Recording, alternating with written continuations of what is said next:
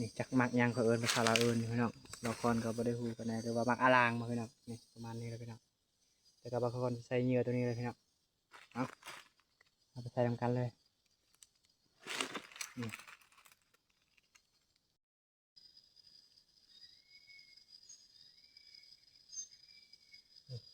ใส่ลางที่6เลยพี่น้องใส่ลางที่6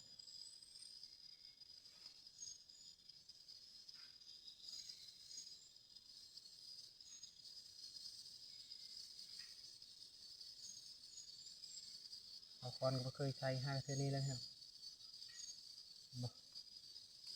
ใส่ลงเบิ้ง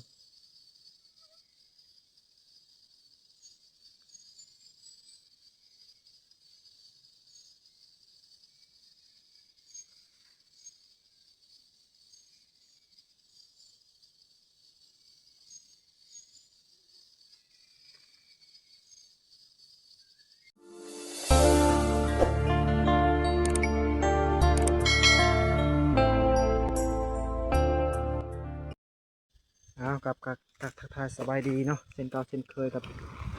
พอกับซองบางคนสวรรค์ใส่ปัญญาอีกแล้วพี่น้อง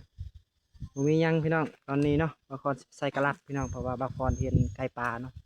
ไก่ปลาเคียพี่น้องเห็นบ่ ไกลกันจากบอลยูกับประมาณ20 กว่าเมตรนี่พี่น้องประมาณนั้นเลยพี่น้องทางนี้พี่น้องเนาะไปเบิ่งกันเลยพุ่นทางพุ่นพี่น้องไก่ปลาเคียไปเบิ่งนำกันพี่น้องเนาะเพราะว่าที่เชื่อเพราะว่าไก่ปลากินมากไม้พี่น้องเดี๋ยวบางคนจะใส่เหยื่อมากไม้ตัวนั้นแหละตัวไก่ปลากินแหละพี่น้องเนาะไปตามกันเลยพี่น้องนี่หอดเลยพี่น้องไปเบิ่งกันเลยพี่น้องเห็นปะเสียงนกลายเห็นปะนี่เป็นดงบอลมาคอนอยู่กินข้าวกินน้ำประมาณ20 กว่าเมตรนี่เนาะบอลนี้เลยเสานี้มันคันพี่น้องเห็นปะไก่เคียนี่นะนี่เห็นปะนี่เดี๋ยวนี้เลยมันเคลียสะเลยเห็นปะนี่พี่น้องเห็นปะบอลคอนดีไซน์อยู่เลยนี่มันกินมากมายนี่พี่น้องนี่เห็นปะมันเสานี้แล้วมันเคลียนี่เห็นปะนี่มากตัวนี้มันกินพี่น้องนี่มากตัวนี้เลยมันกินเห็นปะนี่จักมักยังเขาเอิญภาษาลาวเอิญพี่น้องบางคนก็บ่ได้ฮู้กันแน่หรือว่ามักอารางมาพี่น้องนี่ประมาณนี้เลยพี่น้องแต่ก็บางคนใส่เหยื่อตัวนี้เลยพี่น้องเอาไปใส่ทำกันเลยนี่บางคนใส่เหยื่อตัวนี้พี่น้องเห็นปะนี่ตัวนี้จะเป็นบางคนใส่กระลับตัวเห็นนะพี่น้องเนาะเห็นปะตัวมันเหยียบเห็นปะนี่กระลับตัวนี้เห็นปะประมาณ11 ลางนะ2 ลางนะพี่น้องตัวนี้บางคนใส่ลุมทางลุมพี่น้องอันนี้บางคนจะดักไก่ปลาก่อนนะเพราะว่าบางคนเห็นเลยในเช้านี้มันคันพี่น้องนี่บางคนจะเอากระลับตัวนี้แล้วก็มือได้ไปเบิ้งแล้วก็บางคนจะถ่ายไม้พี่น้องเนาะมาดูนำกันเนาะมาทำบางคนไปเบิ้งเธอบูเธอไปเบิ้งนำกันพี่น้องไม่สลัดไก่ปลาพี่น้องมันคือไก่บ้านนะพี่น้องเนาะ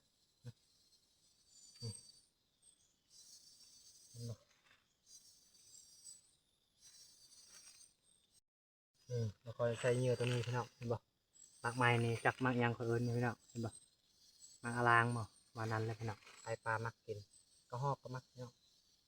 เดี๋ยวบางคนที่ใส่ให้เบิ้งพี่น้องเนาะบางคนที่ตัวนี้พี่น้องแล้วก็เอาไม้เอาเ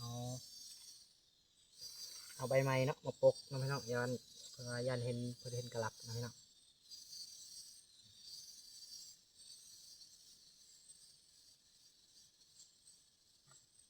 นี่พอที่ใส่เลยเนาะวางหนึ่งเป็นเนาะ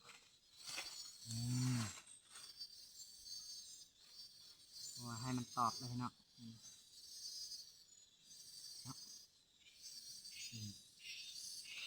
นี่บางคนที่ใส่ใบไม้นะครับเนาะ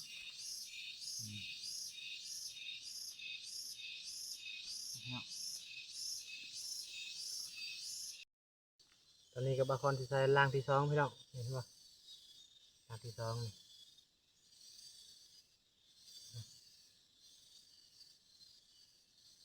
เหยื่อตัวนี้พี่น้อง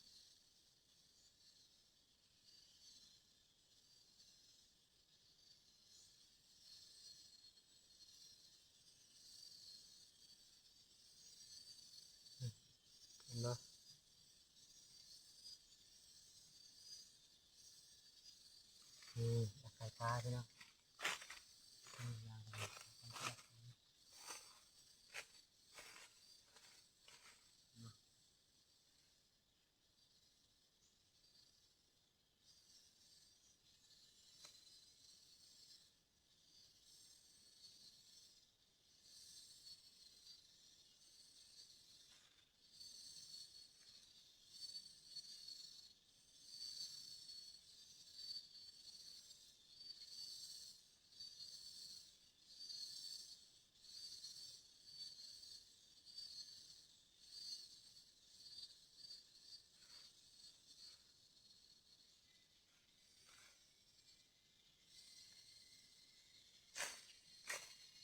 ตรงนี้นะเห็นไหม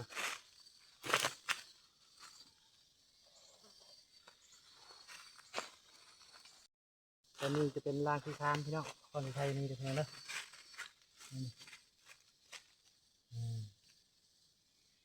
คนไทยเลยเนาะ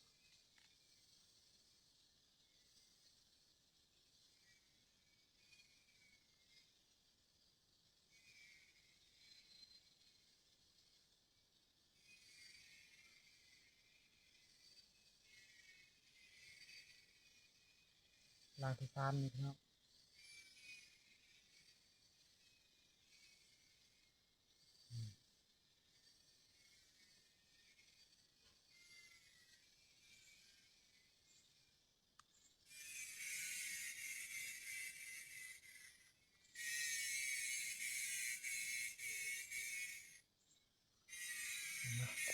แล้วเขาสิปกใบไม้พี่น้องยานไก่กระตายขึ้นพี่น้องเนาะ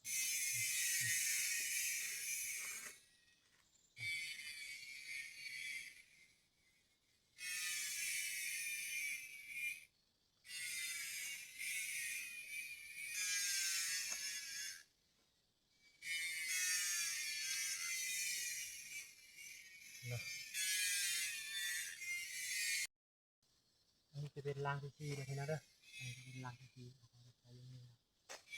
ยันกระหอกขึ้นยันกระหอกพี่น้องเพราะว่ายันกระหอกขึ้นพี่น้องนี่กระหอกก็มักกินมากมายเลย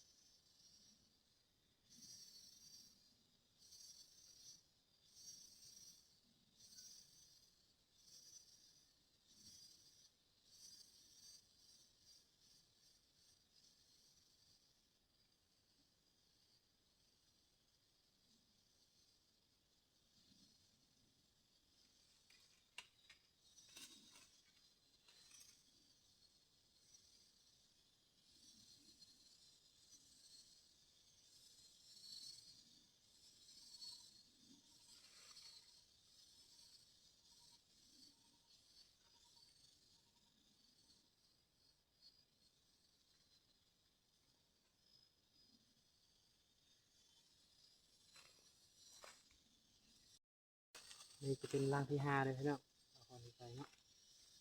เป็นรางที่5พี่น้องรางที่5เนาะใส่เกียร์ไลท์ใส่นี่พี่น้องไลท์ดิบางคนใช้5รางพี่น้องเดี๋ยวบางคนจะใช้ลุ่มนี่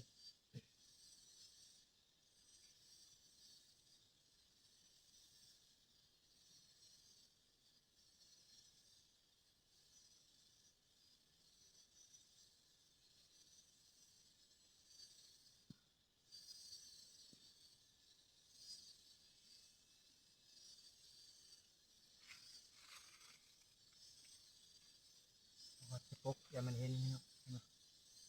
วัดสปุ๊กอะไรพี่น้อง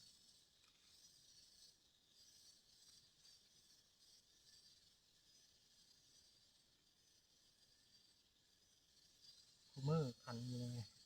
ไอปลาคูเมอร์ขันนี่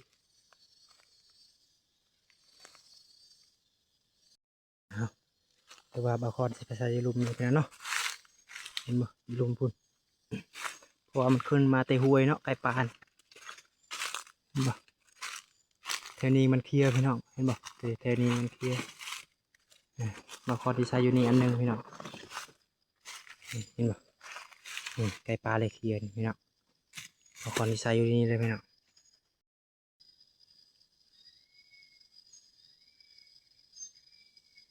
บางคนที่ใส่ล่าง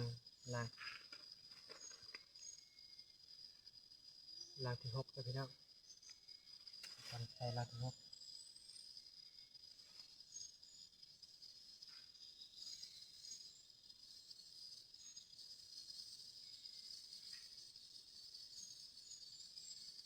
บางคนก็เคยใช้ให้เท่านี้เลยครับบ่ใส่ลงเบิ่ง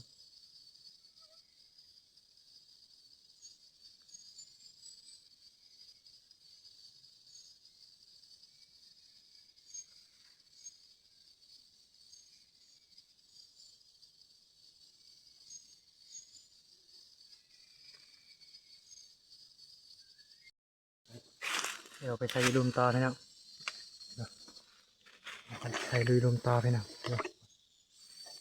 ลุมเลย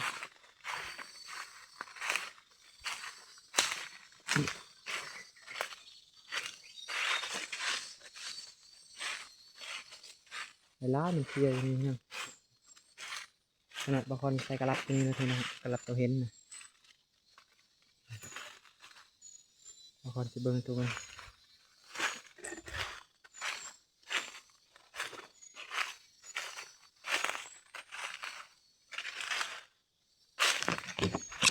บางมือมันเคลียร์พี่น้องเห็นปะบางมือมันเคลียร์พี่น้องตายเลยพี่น้องเห็นปะ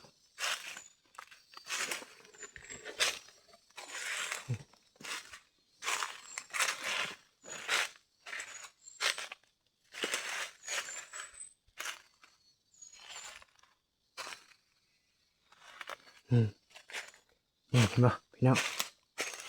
มันเคลียร์ได้ยินพี่น้องเห็นปะตอนนี้ก็บางคนใส่ล่างที่7นะพี่น้องเห็นปะมาเนี่ยพี่น้องไปเคลียร์พ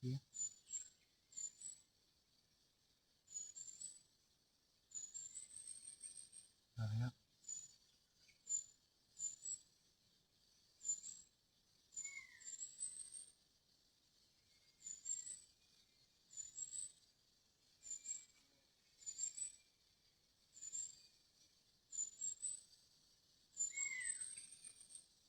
เสียงนกเนาะนกลายลิขิตนี่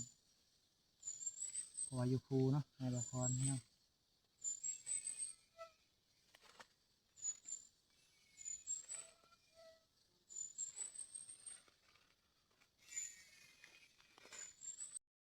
ตอนนี้ก็บางคนใส่ล่างสุดท้ายนะพี่น้องบางคนสีเหลืองเนาะเขตนี้นะเพราะว่ามันใส่เคลียร์ลายเลยเขตนี้นะเห็นไหมไก่ปลานี่มันจะเน้นมันไก่ปลาเคลียร์หมดพี่น้องเห็นบ่เขตนี้เนาะอย่างเงี้ยเจาะเลยพี่น้องเห็นไหมสัตว์ปลาเลยกินตัวเห็นเดี๋ยวตัวเห็นพี่น้องอุปกรณ์ที่ใช้วันนี้เลยนะแต่ว่าปิดคลิปนะพี่น้องเนาะแต่ว่าสุดท้ายพี่น้องอุปกรณ์ใช้ล่างสุดท้ายนี่พี่น้องแต่ว่าอุปกรณ์ปิดคลิปวันนี้พี่น้องเนาะเบิ่งแล้วอย่าลืมกดไลค์กดแชร์นะพี่น้องเนาะว่าเป็นกำลังใจให้คลิปต่อไปเพื่อเป็นกำลังใจนะพี่น้องเนาะบ๊ายบายพี่น้อง